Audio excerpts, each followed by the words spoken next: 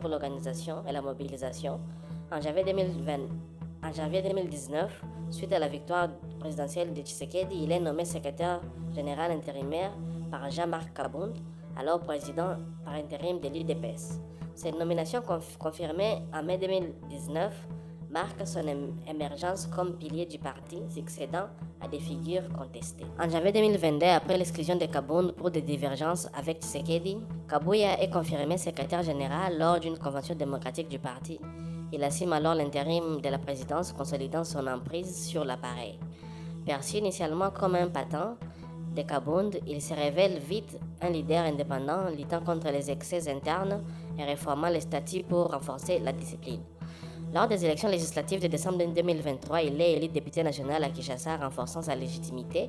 En février 2024, Tshisekedi le désigne informateur pour former une nouvelle majorité parlementaire, un rôle constitutionnel qui le propulse au cœur des négociations coalitionnelles. Kabuya promet une ligne dure contre l'opposition, accusant souvent Joseph Kabila d'être un sujet rwandais, et appelle à une révision constitutionnelle de 2006 en octobre 2024, la jugeant obsolète.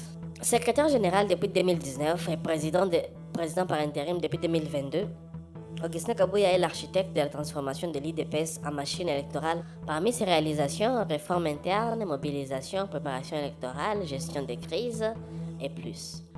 Le leadership de Kabuya est entaché par des critiques récurrentes. Son style autoritaire et centralisateur suscite des tensions internes avec des accusations de népotisme et de manque de vision.